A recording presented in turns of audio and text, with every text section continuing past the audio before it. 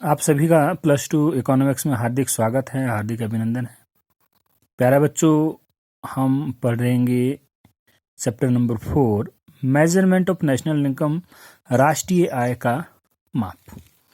ठीक है, तो प्रत्येक अर्थव्यवस्था में होने वाली जो आर्थिक क्रियाओं के फलस्वरूप जो उत्पादन होता है, इनकम या जो एक्सपेंडिचर होता है, व्यय होता है, ये निरंतर चलता रहता है। इससे पहले हमने चैप्टर नंबर 2 में हमने पढ़ा circular flow of income and output पढ़ा कि वन सेक्टर अनदर सेक्टर पर किस तरह डिपेंडेंट है। ठीक है, तो इसी तरह आपके पास जो है उत्पादन आय को जन्म देता है। ठीक है, और आय वस्तु और सेवाओं की मांग को जन्म देता है, और मांग उत्पादित वस्तु और सेवाओं पर किए जाने वाले व्यय को जन्म देती है। इस प्रकार आय व्यय का जो चक्र है निरंतर चलता रहता है। उत्पादन आय व्यय का चक्र निरंतर चलता रहता है। इसी कारण से इसका ना तो आरंभ होता है और ना ही इसका अंत होता है। इसलिए इसको क्या कहा जाता है? सर्कुलर फ्लो ऑफ इनकम या चक्रीय प्रवाह कहा जाता है। सर्कुलर फ्लो इसको कहा जाता है, चक्रीय प्रवाह कहा जाता है। जिस तरह इसे यहाँ देख रहे हैं हम, इस डायग्राम में हम देख सकते हैं। ठीक है, तो इनकम है, इनकम हो, प्रोडक्शन होगा, प्रोडक्शन से उसके बाद इनकम आएगी, इनकम से एक्सपेंडिचर हुआ, ये फिर प्रोडक्शन हुआ, ये सर्कुलर फ्लो इस तरह का different phases of circular flow of income ये चलता रहता है। ठीक है, तो हम मुख्यतः इस चैप्टर में पढ़ने वाले हैं method of measuring national income. इसलिए आपके पास हम राष्ट्रीय आय को मापने की 3 मुख्यतः विधियां हैं। सर्वप्रथम 1917 में शुपिटर ने इन तीनों स्तरों पर राष्ट्रीय आय का अनुमान लगाने का सुझाव दिया। और मुख्यतः हमारे पास जो 3 विधियां हैं, वो जिसमें पहली विधि आपके पास क्या है? इनकम मेथड है। 5 मार्क्स का क्वेश्चन है। ये तीनों विधियां बहुत ही इंपॉर्टेंट विधियां हैं। ये तीनों विधियां ए सीरीज, बी सीरीज, सी सीरीज, कोई भी ए बी सी सीरीज में प्रश्न पूछा जाता है। ठीक है, तो इसलिए तीनों क्वेश्चंस इंपॉर्टेंट है, सभी आपने करना है। तो आज हम मुख्यतः करेंगे इनकम मेथड। ठीक है, तो आय विधि, उत्पाद विधि, व्यय विधि। ठीक है, तो इनकम मेथड करेंगे। तो इनकम मेथड या उत्पाद विधि या व्यय विधि, कोई भी मेथड आपको आए, राष्ट्रीय आय को मापने की विधि, 5 मार्क्स के लिए क्वेश्चन आएगा। तो सर्वप्रथम हम जब क्वेश्चन सॉल्व करेंगे तो हम क्या लिखेंगे? डेफिनेशन। ठीक है, आपने लिख दिया इनकम मेथड, और उसके बाद आप क्या करेंगे? आप लिखेंगे सीधी डेफिनेशन। ठीक है, सबसे पहले क्या लिखेंगे हम? डेफिनेशन लिखेंगे। तो डेफिनेशन आपके पास क्या है? आय विधि वह विधि है जो एक लेखा वर्ष में उत्पादन के प्राथमिक साधनों, उत्पादन के साधन जैसे भूमि, श्रम, पूंजी तथा उद्यमी को उसकी उत्पादक सेवाओं के बदले, जैसे भूमि के बदले क्या होगा? लगान, श्रम के बदले क्या होगा? मजदूरी, और पूंजी के बदले ब्याज, एंड उद्यमी के बदले क्या होगा? लाभ। Land, labour, capital and entrepreneurship. Land के बदले रेंट मिलेगा। ठीक है, लेबर के बदले क्या मिलेगी? वेजेस मिलेगी। कैपिटल के बदले इंटरेस्ट, एंड एंटरप्रेन्योरशिप के बदले क्या मिलेगा?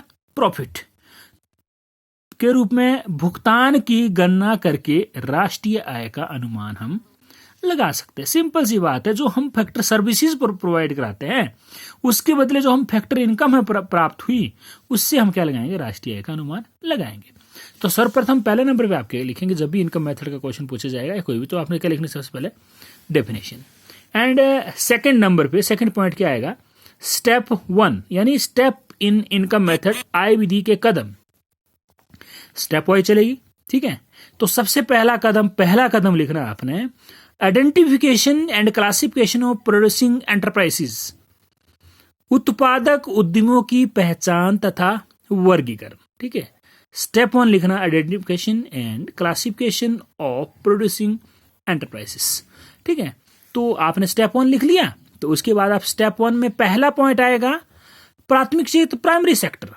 आप सभी पढ़ चुके हैं primary sector, secondary sector and tertiary sector, फिर भी आपको उसमें मेंशन करना पड़ेगा।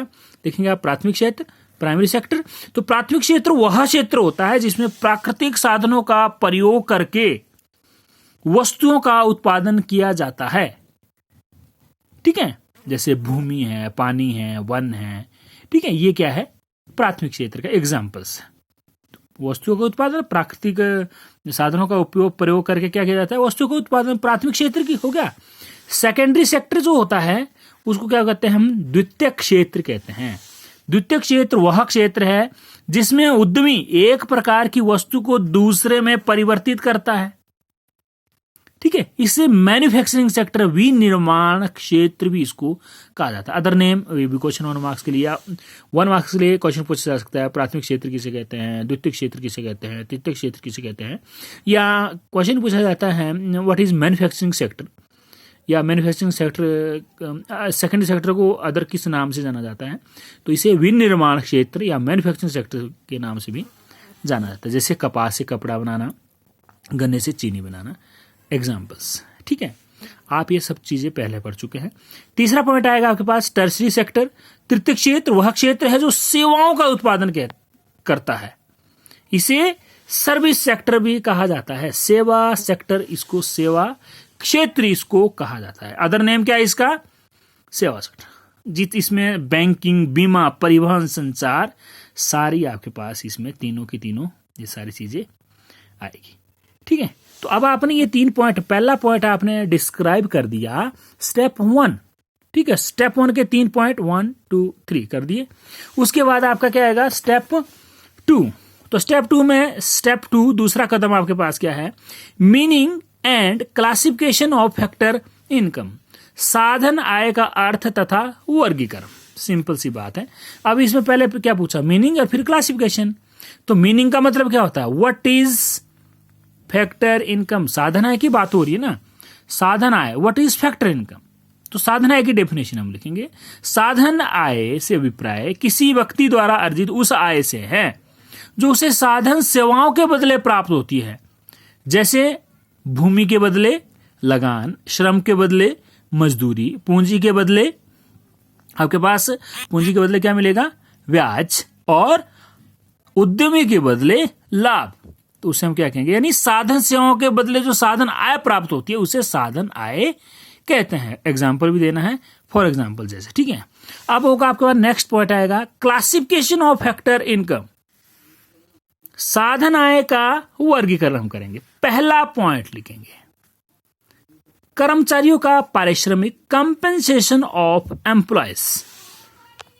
ठीक है, तो अभी याद रखना है आपने कि कंपेंसेशन ऑफ एम्प्लॉयज में नगद मजदूरी तथा वेतन, वेजेज एंड सैलरी आएगी। पेमेंट्स ऑफ काइंड्स, नंबर 2, किसी भी किस्म के रूप में आए। सामाजिक सुरक्षा योजनाओं में मालिकों का योगदान, contribution of social security schemes, number 3। Number 4 जो आपके पास पेंशन होती है, ओल्ड एज पेंशन होती है, जो सेवानिवृत्त रिटायरमेंट जो पेंशन होती है, रिटायरमेंट एम्प्लॉयज जो पेंशन है उसको शामिल किया जाएगा। कंपनसेशन एम्प्लॉयज में ये सारी चीजें शामिल की जाती है। अब ये ध्यान रखना है, ये भी याद करने वाली जो क्लासिफिकेशन में हम पहला पॉइंट होगा कर्मचारियों का पारिश्रमिक, तो उसमें हम ध्यान रखेंगे कि इसके अंतर्गत नगद मजदूरी तथा वेतन, किसी भी किस्म के रूप में आए, सामाजिक सुरक्षा योजनाओं में मालिकों का योगदान और सेवानिवृत्त कर्मचारियों की पेंशन शामिल की जाती है। नंबर 2 क्लासिफिकेशन में नंबर 2 क्या है, ऑपरेटिंग सरप्लस। इसके अंतर्गत ऑपरेटिंग सरप्लस में ध्यान रखना है, प्रचालन अधिशेष में लगान, किराया, royalty, rent and royalty, number 1। Number 2 interest, number 3 profit. और प्रॉफिट को हम ब्रैकेट में ये भी लिख सकते हैं, लाभांश, डिविडेंड, निगम कर, कॉर्पोरेट टैक्स प्लस अवितरित लाभ, क्या होगा, अनडिस्ट्रीब्यूटेड प्रॉफिट। यानी लाभांश, निगम कर, अवितरित लाभ क्या कहलाता है, लाभ कहलाता है। अगर लाभ दिया होगा तो इसका मतलब ये तीनों इसमें इंक्लूड है। अगर लाभ नहीं दिया है, ये तीनों दिया है, तो ये तीनों जुड़ के क्या बनेगा, लाभ बनेगा। यानी ऑपरेटिंग सरप्लस में याद रखना है किराया, रॉयल्टी, ब्याज, लाभ। लाभ के अंतर्गत क्या आता है, लाभांश, निगम कर, अवितरित लाभ। अब आपको ये पता होना चाहिए कि ऑपरेटिंग सरप्लस में क्या चीज आती है, कर्मचारियों के पारिश्रमिक में क्या क्या चीजें सम्मिलित की जाती हैं, तभी आप नेशनल इनकम का क्वेश्चन कर पाएंगे। ठीक है, तो थर्ड आपका पॉइंट आएगा mixed income.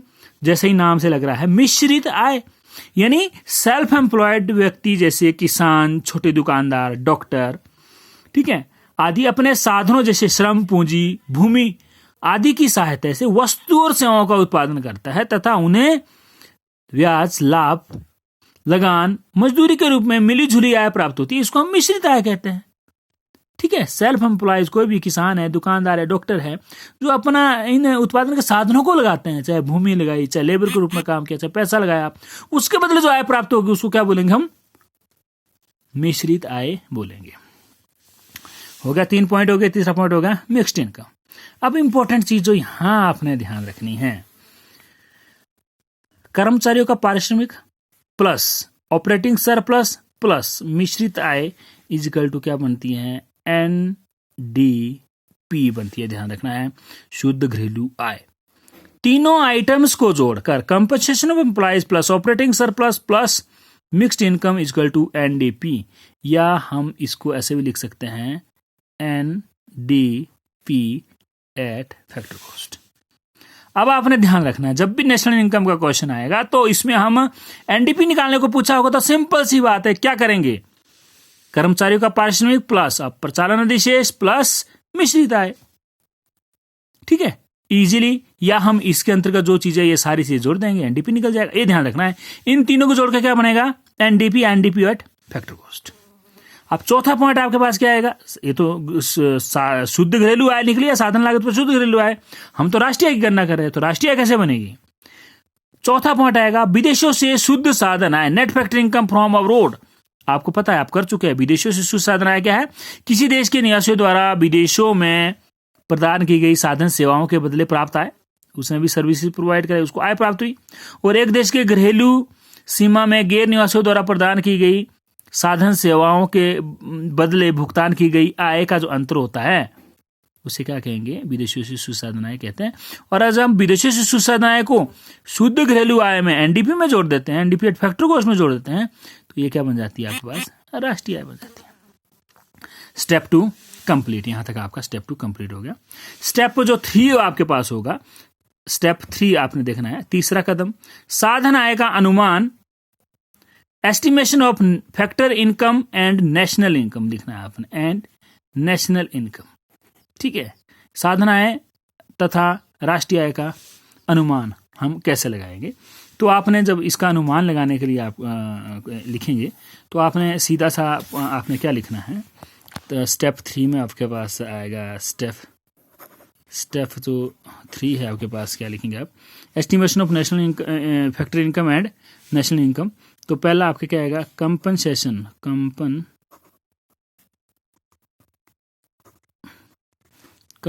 Of employees plus operating